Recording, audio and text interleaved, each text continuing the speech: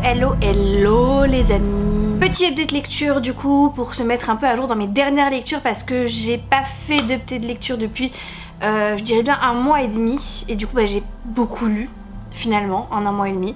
Donc j'ai pas mal de livres à vous présenter, donc du coup il y en a c'est mes lectures d'avril et là c'est mes lectures de mai aussi, donc il y a beaucoup de choses, voilà. Il faut savoir que j'ai parlé de beaucoup de ces lectures dans mes vlogs, donc si vous me suivez dans mes vlogs ça va pas être une surprise pour vous. Par contre effectivement si vous regardez pas forcément mes vlogs, vous allez découvrir toutes les lectures que j'ai eues. D'habitude si vous aimez la vidéo n'hésitez pas à liker, à me mettre un petit commentaire et si vous êtes trop timide vous n'avez qu'à me mettre des livres partout, des piles de livres, un livre, n'importe, des livres partout. Et aussi à vous abonner puisque ça fait plaisir, ça soutient la chaîne et moi ça me fait chaud au cœur de voir que la chaîne grandit, la communauté grandit. D'ailleurs on a dépassé les 4000 abonnés je dirais il y a 2 semaines maintenant, donc merci beaucoup parce que c'est énorme, vous êtes beaucoup à m'avoir découvert grâce au challenge, donc merci d'être là parce que vraiment vous apportez un vrai plus à ma vie. Bon, une fois n'est pas coutume, j'ai envie aujourd'hui de commencer par les BD. Il y en a 2 que je vais vous présenter. Sans surprise, il y en a une, c'est Les Carnets de Cerise, le 5e et dernier tome que j'ai lu le mois dernier, au mois d'avril du coup. C'est un tome où on va suivre Cerise dans sa propre réflexion personnelle et on va suivre vraiment son histoire à elle et on va comprendre pourquoi elle a autant à cœur en fait d'aider les gens et on va voir en fait qu'elle a certains traumatismes qui sont liés à son enfance qui ressortent d'une manière ou d'une autre. Et une BD que j'ai trouvé vraiment bien faite parce que c'était assez délicat certains sujets.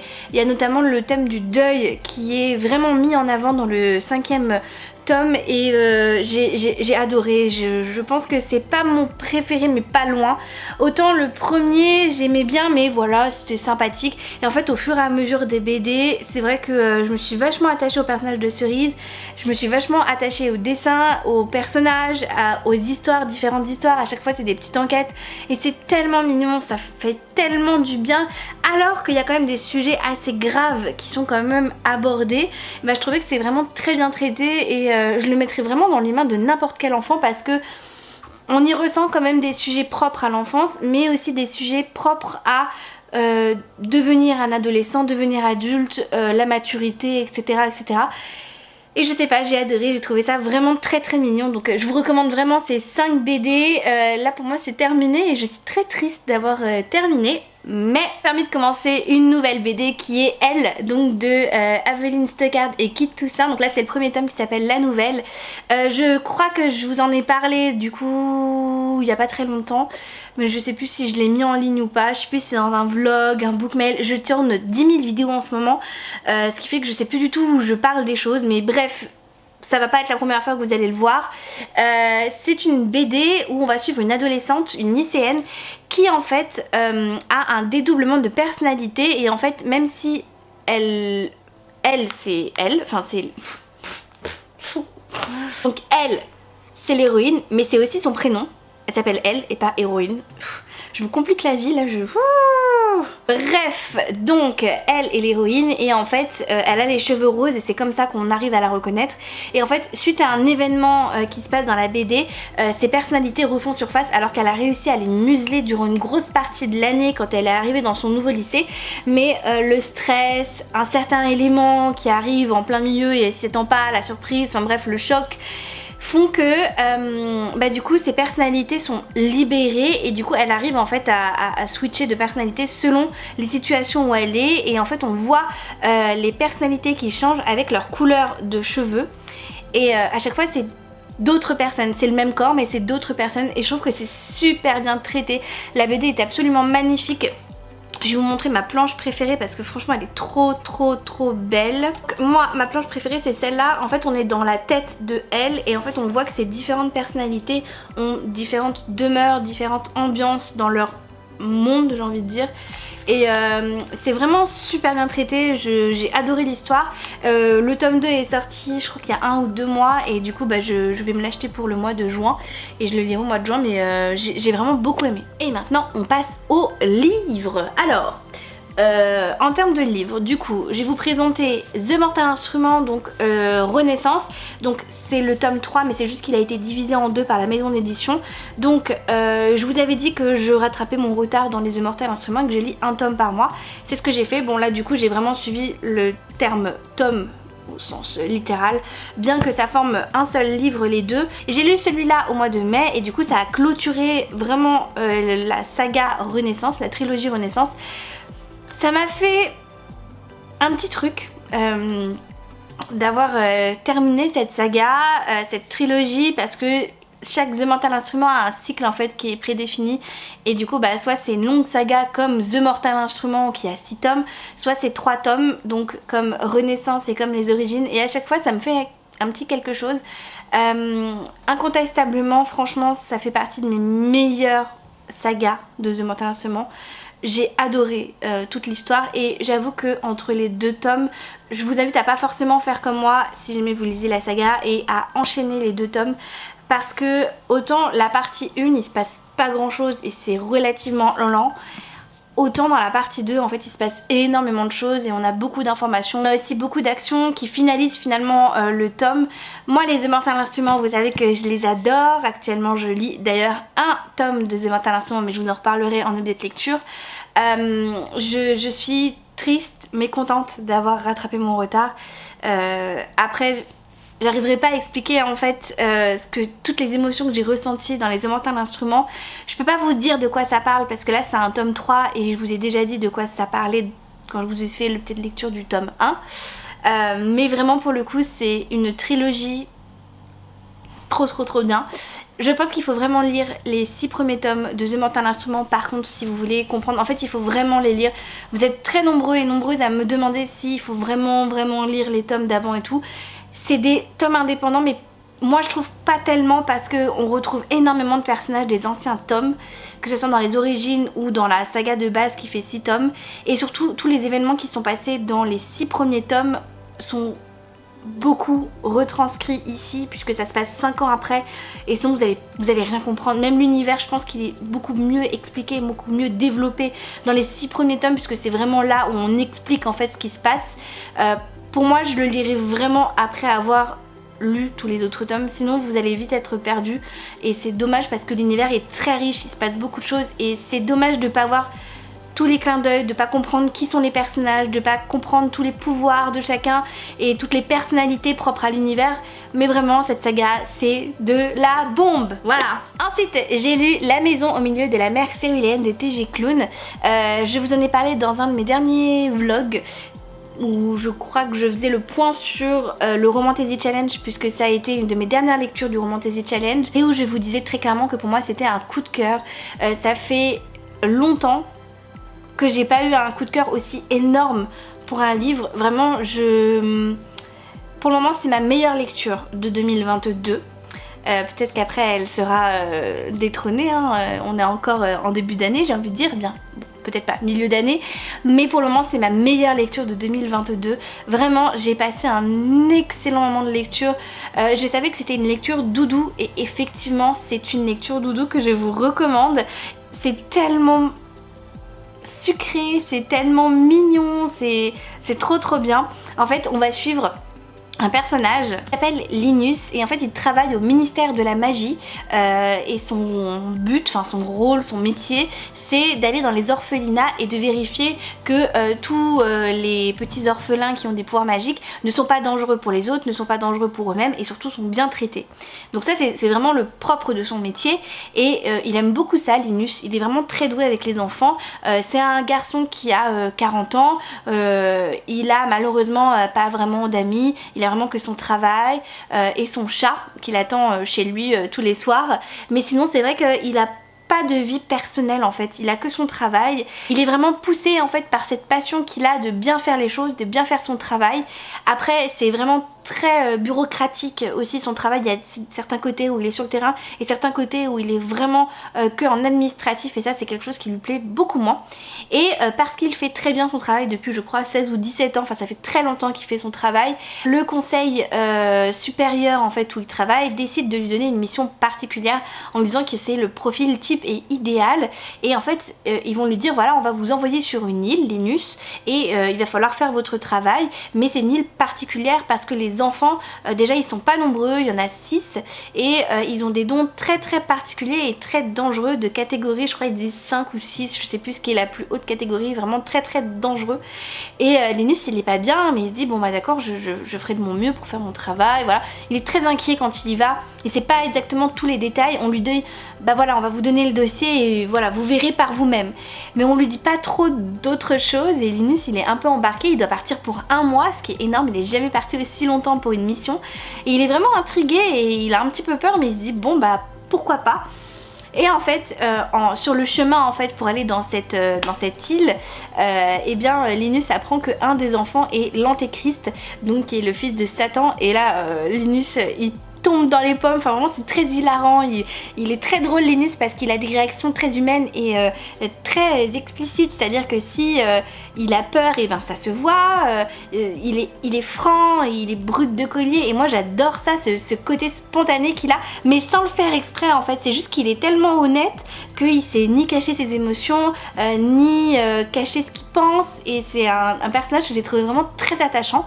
Et quand il va arriver sur l'île, du coup, il va avoir très peur, il va avoir un comité d'accueil haut en couleur parce que tous les autres élèves de cet orphelinat, eh bien, ont des pouvoirs très particuliers ou sont des créatures mystiques qu'on ne comprend pas ou dont on a peur, à tort d'ailleurs parce que c'est juste qu'on ne les connaît pas ou il n'y en a pas beaucoup. Linus en fait petit à petit va s'intégrer dans cet orphelinat, va prendre des notes, il va devoir un petit peu regarder comment ça se passe pour ces enfants là et il va s'attacher bien évidemment à eux et puis bien évidemment il va rencontrer Arthur qui est le directeur de l'orphelinat et qui est un homme vraiment très particulier, très singulier.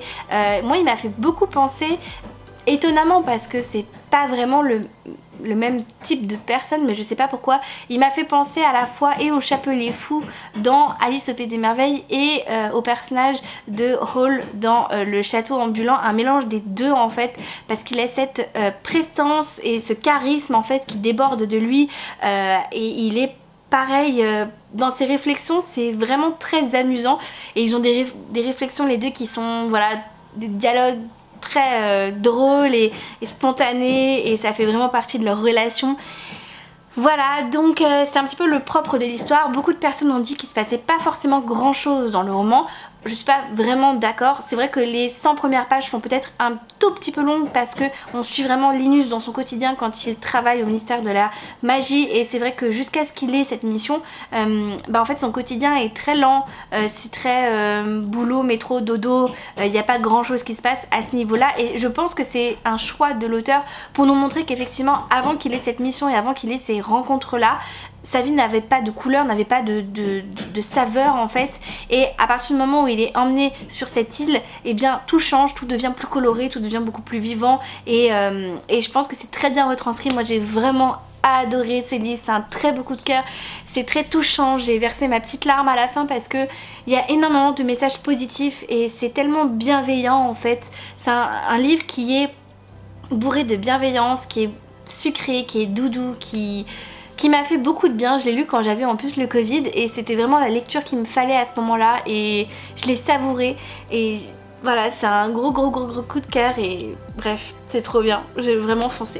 J'ai aussi lu Lou et le pouvoir de la lune de Laetitia Lajoigny qui est un livre français, donc c'est une autrice française et c'est un livre un petit peu young adulte, plus fantastique, puisqu'on va être dans un monde très différent du nôtre, où en fait le monde est scindé en deux. On a les gens qui ont des pouvoirs et on a ceux qui n'ont pas de pouvoir. Et Lou est une adolescente qui a été conçue sans amour par ses parents. Elle vient de la haute aristocratie, elle a un domaine en fait où il y a des vignes et où ils font du vin, etc., etc. Et son père est vraiment le plus gros seigneur dans le coin, en rivalité avec un autre seigneur où ils font des vignes, etc. Mais son père est vraiment quasiment le monopole sur les terres et est très respecté sur les terres où il est. Et Lou en fait elle est toujours en conflit avec son père parce que son père a un pouvoir en fait, tout comme sa mère. Lou appelle ça la colère, c'est-à-dire que dès que son père en fait est mécontent ou quoi que ce soit, il s'en prend physiquement à elle. Alors il lève pas la main sur elle, mais ses pouvoirs font qu'en fait il envoie une onde de douleur, un peu comme le Doloris finalement sur Lou, et Lou est un petit peu malmenée comme ça par ses parents. Sa mère n'est pas mieux parce que sa mère fait office aussi de violence. C'est une enfant qui est un peu battue, traumatisée, elle n'est pas vraiment heureuse. Il lui incombe pas mal de responsabilités qu'elle ne veut pas. Son père étant le grand seigneur d'un domaine, ils ont des esclaves en fait, c'est des personnes qui n'ont pas de pouvoir et qui donc ne font pas partie de l'aristocratie et donc sont insignifiants pour eux, et ce sont des esclaves plus ou moins, ils ont une certaine liberté mais pas vraiment finalement. Et un jour une erreur est commise en fait sur les vignes, et le père de Lou lui demande de tuer un homme, et Lou va s'y refuser parce qu'elle peut pas faire ça en fait, elle est incapable de faire ça, elle veut pas tuer un humain, elle s'y refuse, et son père la punit, et suite à cet événement elle décide de fuguer parce qu'elle se dit que cette vie n'est pas faite pour elle, et elle veut en fait traverser un long fleuve, un gros fleuve, et aller sur d'autres terres où elle pourrait recommencer toute sa vie à zéro, et donc du coup elle décide de fuguer. Et c'est là où on commence un petit peu à la suivre, et Lou va faire des rencontres durant sa fugue, et elle va devoir aider finalement un peuple qui n'était pas sous sa responsabilité de base, mais en fait au fur et à mesure de son aventure elle va se rendre compte que si, et elle va aussi développer ses propres pouvoirs. Donc voilà, c'est une histoire que j'ai trouvée vraiment très prenante, une très bonne histoire. C'est un one shot si jamais ça vous tente.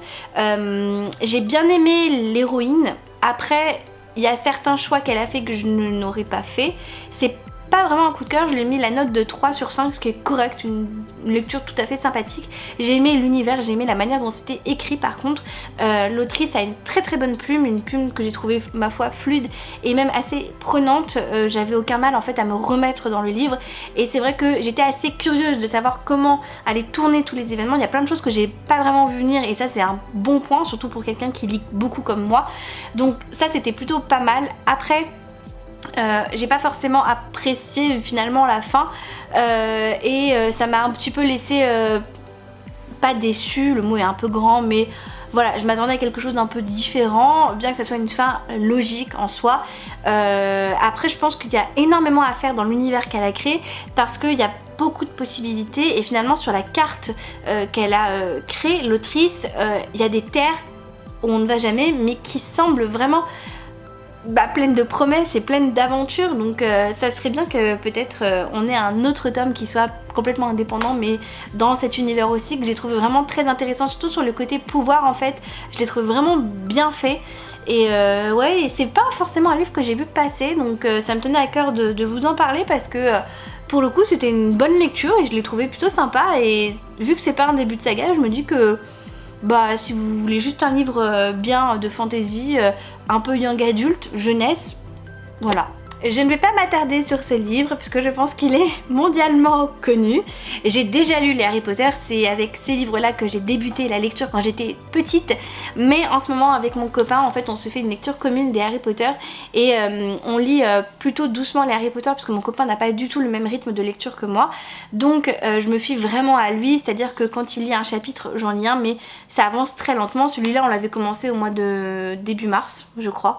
Donc voilà, on l'a fini là, donc c'est un rythme relativement lent. Moi j'ai voulu faire cette relecture avec les versions de Minalima, et c'était trop bien. C'était trop bien, parce que les dessins sont magnifiques. Il y a beaucoup de choses en fait qui sont faites pour les enfants et que j'ai trouvé vraiment super.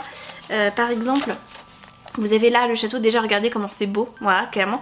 Vous avez le château et en fait ça s'ouvre, je vais y arriver, ça s'ouvre et ça s'ouvre encore, et en fait vous voyez toutes les pièces qu'il peut y avoir dans le château. Enfin bref, il y a beaucoup de choses hyper sympathiques qui ont été pensées dans ces livres là, et vraiment c'est ma version préférée des Harry Potter.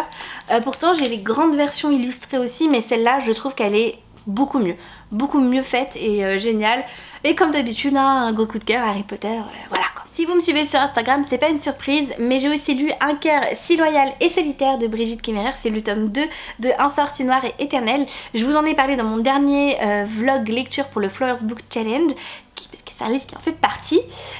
Et vraiment j'ai adoré ce livre, adoré. C'est vraiment une saga que j'aime d'amour. Le premier tome a été une de mes meilleures lectures de 2021. Et là, le deuxième tome, vraiment, je l'ai beaucoup aimé. Je ne sais pas si j'ai une préférence ou pas, je pense que j'ai besoin un peu de recul par rapport à ça. Je sais juste que, voilà, à chaud là, comme ça, maintenant, je l'ai adoré. J'ai passé un excellent moment de lecture. Dans ce deuxième tome, on va suivre d'autres personnages que dans le premier tome où on suivait Harper et Ren. Là, on va suivre un personnage qui apparaît dans le premier tome, qui est Gray, et qui est en fait le commandant en chef du prince Ren. Et du coup, dans ce deuxième tome, ça va vraiment être sur lui, sur son histoire, de son point de vue. Et on va introduire un nouveau personnage qui est une princesse. Et ouais, j'ai vraiment... j'ai beaucoup aimé. Ça m'a un peu étonnée au début parce que les 100 premières pages, quand j'ai commencé à lire, j'étais là en mode mais... Pourquoi on n'a pas les points de vue de Harper mais, quoi mais je comprenais pas trop. Et en fait, c'est vraiment en avançant dans le roman que je me suis dit ah ok d'accord en fait... c'est pas du tout du point de vue des premiers passages et sur le coup j'étais un peu ça me rend un peu triste, c'est un peu chafouin parce que j'adorais les premiers personnages du tome 1 et puis finalement je me suis vachement attachée déjà à Gray que je connaissais déjà mais aussi à Lia Mara qui est donc notre héroïne dans ce tome là. Elle est plus douce que Harper et c'est vrai que j'ai quand même préféré Harper à Lia Mara. Mais je trouve que en termes de la romance, l'histoire, j'ai peut-être une préférence pour eux, mais à voir parce que on est quand même vachement influencé dans ce roman-là, donc j'attends de voir le tome 3. Mais oui, c'était fou, c'était trop bien, j'ai adoré. Et alors ok, c'est une grosse briquette de 600 pages mais franchement c'est écrit super gros, les chapitres sont très courts, c'est très dynamique et bref, je peux pas vous en parler parce que c'est un tome 2, j'ai pas envie de vous spoiler parce qu'il y a beaucoup de choses qui se passent. Mais lisez cette saga, voilà. J'ai aussi lu le premier tome de Keleana de Sarah Jimas et là je suis trop contente de pouvoir vous en parler parce que Sarah Jimas fait partie de mes autrices favorites. Sa saga Cotard a changé ma vie au sens propre et littéral, bref, ça a changé ma vie de découvrir cette saga et je voulais vraiment lire du coup Keleana. Je m'attendais à un coup de cœur, mais j'ai pas eu de coup de cœur, du coup je sais pas trop quoi penser. C'était une bonne lecture, mais c'était pas un coup de cœur. Après je sais très bien que les autres tomes sont meilleurs.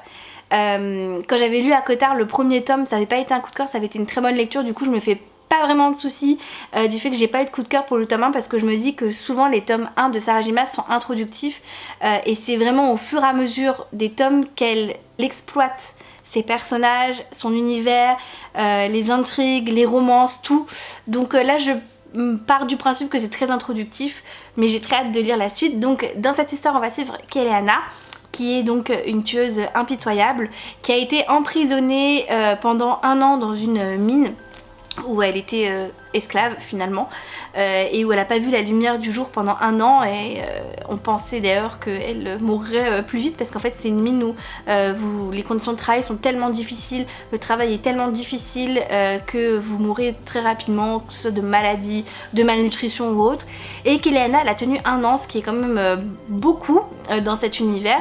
Elle a réussi à sortir grâce au prince d'Orient qui a décidé de la nommer championne d'un espèce de compétition en fait que le roi organise pour déterminer son nouvel grand assassineur.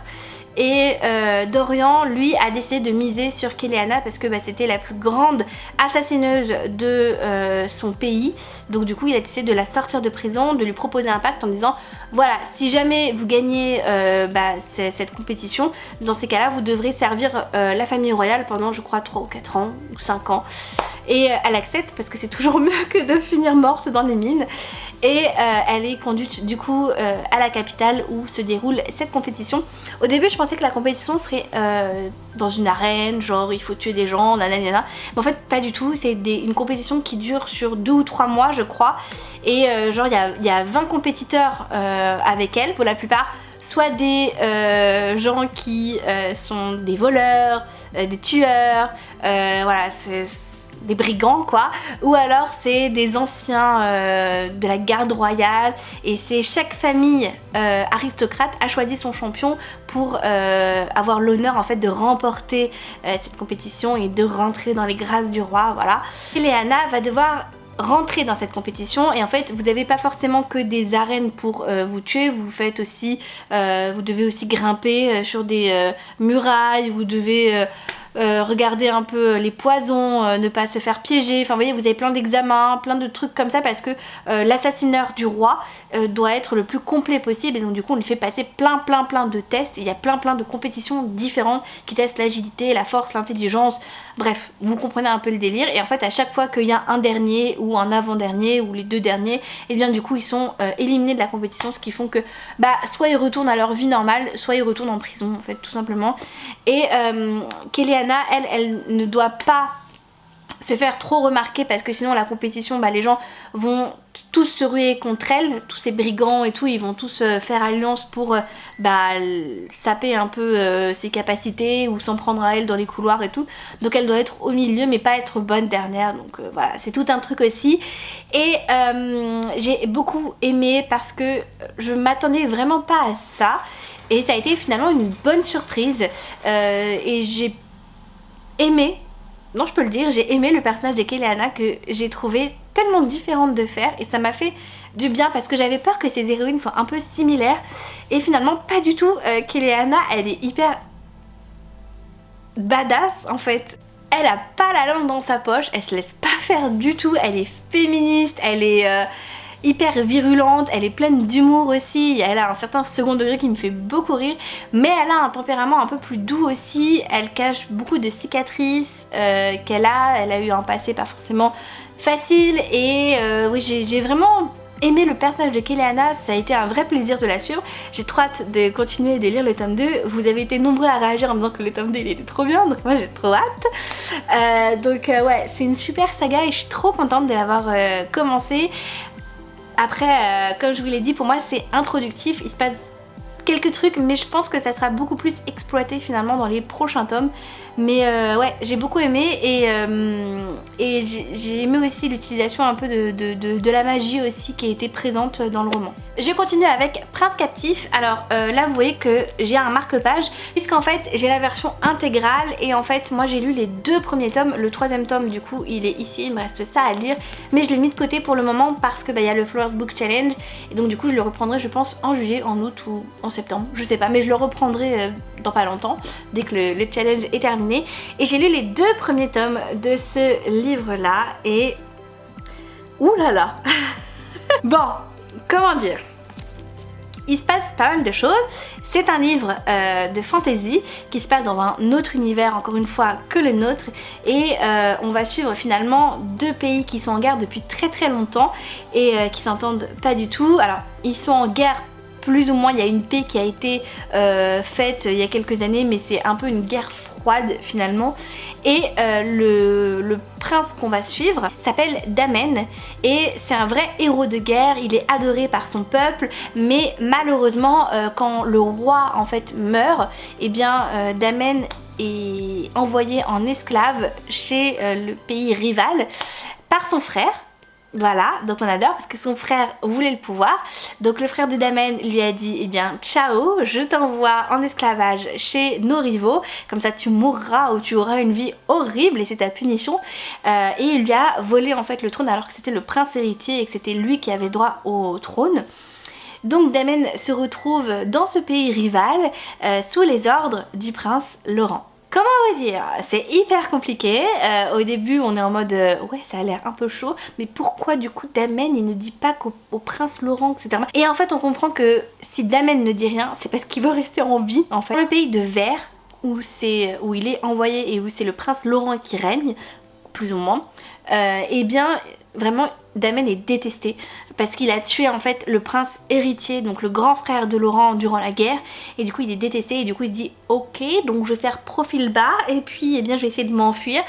Et on va le suivre durant le premier tome où justement il essaie de faire profil bas, il essaie de s'enfuir, mais c'est sans compter sur la cruauté du prince Laurent. comment vous dire? Il se passe beaucoup de choses et il y a beaucoup de scènes choquantes et violentes. Donc c'est pas à mettre entre les mains de tout le monde. Pour le coup c'est de la fantaisie vraiment adulte. Et ouais, il y a beaucoup de scènes où j'étais...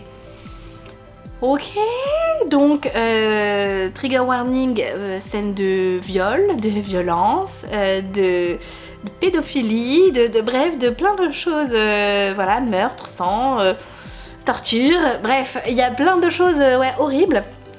Et pour le coup, sur le premier tome, j'étais en mode, mais il y a une romance. C'est-à-dire que normalement, on me l'a vendu en termes de romance MM. Et j'étais là, où est la romance MM?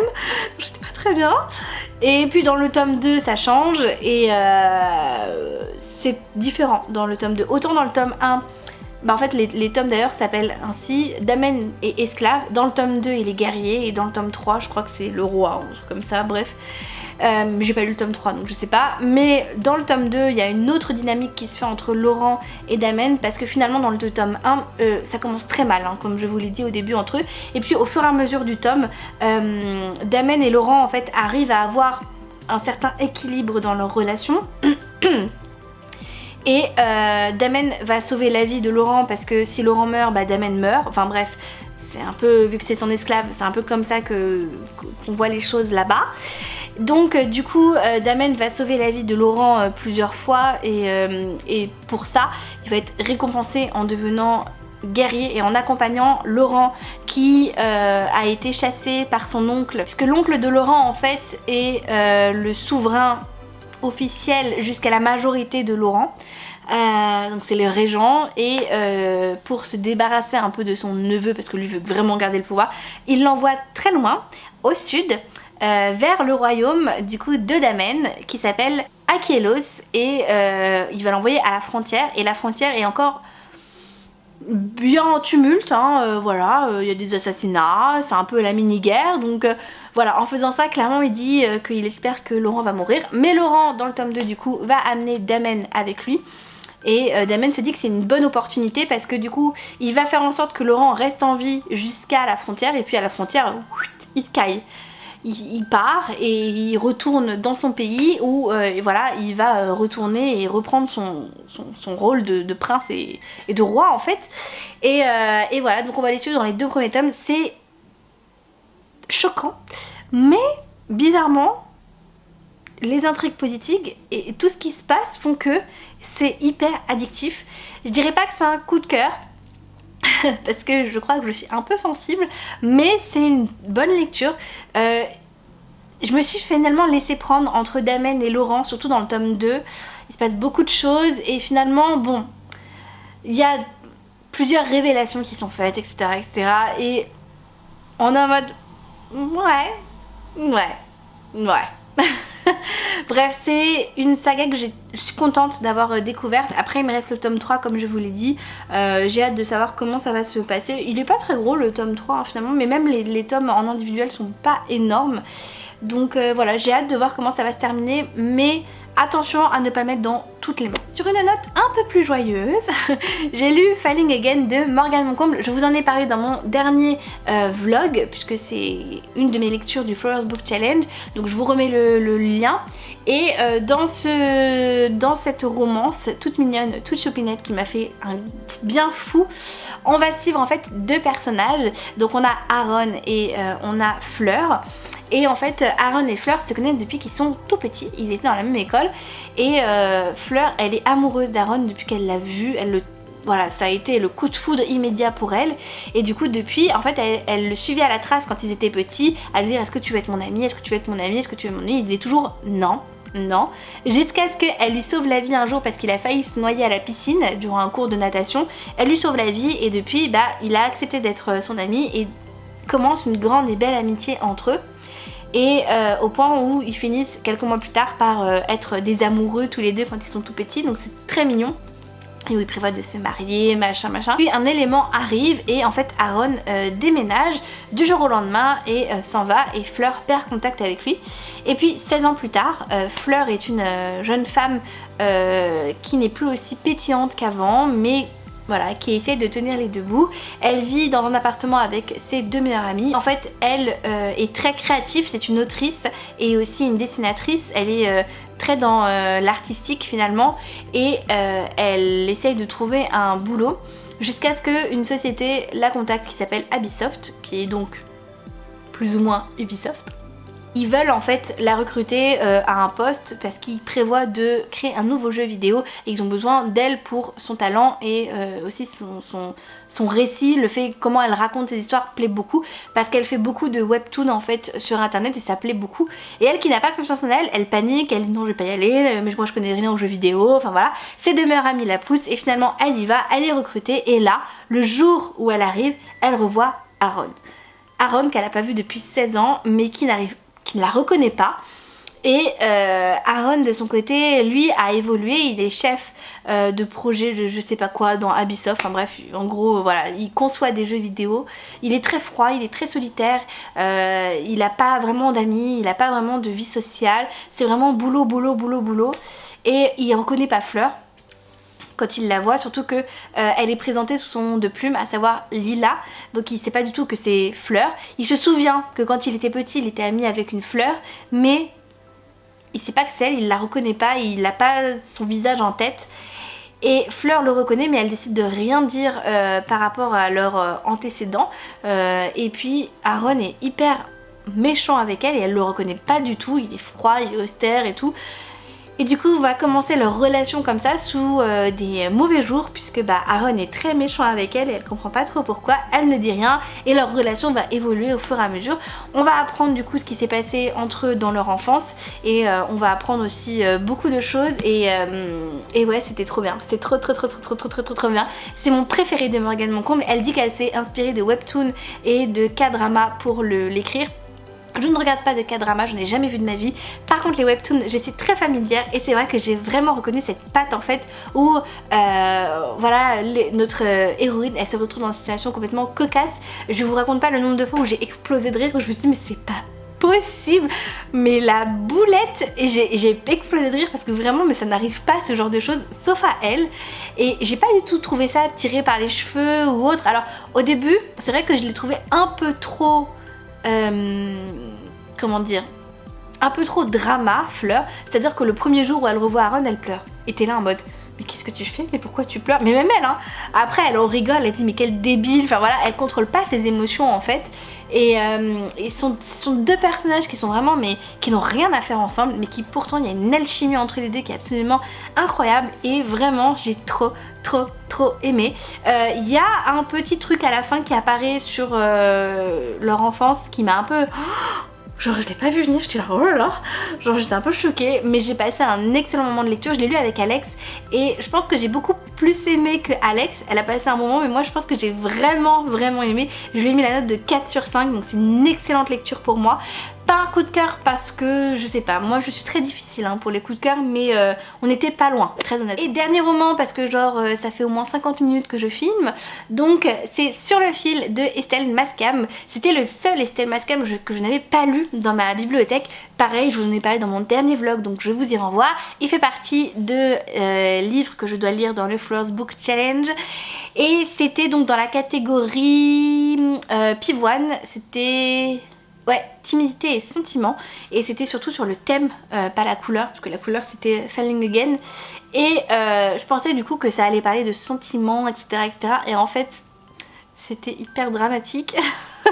Alors, dans cette histoire, en fait, on va suivre Mackenzie, qui est une adolescente, ma foi, lambda, hein, tout à fait normale. Elle a d'excellentes notes, elle a un groupe d'amis. Et puis, un jour, son petit copain, dont elle est folle amoureuse, qui s'appelle Jaden, perd ses parents dans un accident de voiture. Et en fait, du jour au lendemain, du coup, elle coupe les ponts avec lui. Et ça pendant 1 an. Et genre, nous, on la suit 1 an plus tard. Et on est en mode...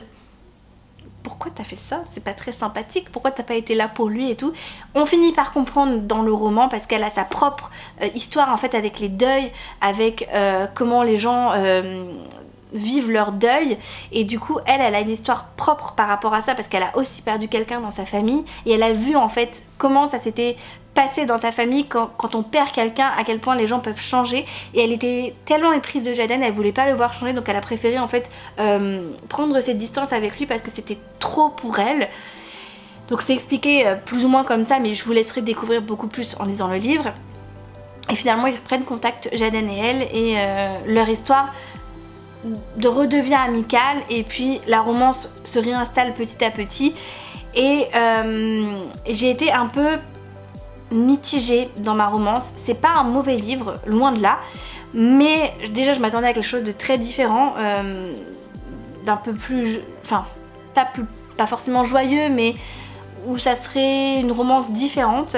Et en fait le problème c'est que finalement on ne voit pas la romance se créer, puisqu'elle a déjà été elle a déjà débuté il y a plus d'1 an en fait, et nous en fait on reprend là où ça s'est arrêté, et je trouve que c'est dérangeant. J'aime pas trop cette optique là parce que j'étais moins emballée finalement dans la romance, et surtout, et j'en ai rigolé dans le vlog où j'en ai parlé, moi Jaden je le comprends pas du tout, c'est à dire que moi une fille, enfin ou un mec avec qui je sors préfère s'éloigner de moi et ne pas être là pour moi au moment où j'en ai plus besoin, c'est ciao en fait, genre je cherche pas à comprendre, voilà, et lui pas du tout, et du coup je me méfiais parce que moi à sa place j'aurais pas fait ça, et je me méfiais, je me suis dit ouais le mec c'est forcément un psychopathe, et en fait il veut se venger d'elle, alors soit il veut l'emmener dans une forêt et il veut la tuer, soit il veut lui dire vas-y viens on se remet ensemble, et puis après il l'humilie ou que sais-je, et du coup je me suis méfiée de lui tout le roman. Du coup j'ai pas du tout savouré leur roman, j'étais là ouais t'es chelou, toi je te sens pas du tout, et du coup ouais j'étais pas du tout dedans quoi, donc mitigée, très très mitigée. Après ça parle de sujets importants, l'alcoolisme, le deuil, et les versions différentes qu'on peut avoir du deuil, parce qu'il n'y a pas qu'une version de faire un deuil, hein. C'est propre à chacun, propre à chaque individu. Mais je sais pas, j'étais pas forcément dedans. Peut-être que j'aurais pas forcément dû le lire maintenant, mais bon, maintenant c'est fait. Après, j'étais pas non plus très fan du personnage de Mackenzie. Je la trouve un peu superficielle, et je sais pas, Après c'est un peu la plume d'Estelle Mascam, elle donne un peu un petit côté superficiel à ses héroïnes parfois qui m'agace, et je trouvais que là c'était beaucoup trop en fait. Elle pense beaucoup au maquillage, à machin, à ceci, faut se coiffer, et puis faut être belle pour Jaden et tout, et c'est trop pour moi, je suis pas trop dans cette optique là, donc ouais c'est pour le coup le livre que j'ai le moins aimé d'Estelle Mascam, donc une petite déception, pas mauvais mais une petite déception quand même. Et voilà, cette vidéo est d'ores et déjà terminée, j'espère qu'elle vous a plu. N'hésitez pas du coup à regarder tous les vlogs où je parle de certains livres parce que j'en parle beaucoup plus en détail que là. Là c'est vraiment un condensé pour vraiment vous présenter mes dernières lectures, mais j'en parle beaucoup plus dans mes vlogs, donc je vous invite vraiment à y aller. Je vous souhaite du coup de très bonnes lectures, merci d'avoir regardé cette vidéo jusqu'au bout, et jusqu'à la prochaine fois, je vous fais des gros bisous et à ciao ciao.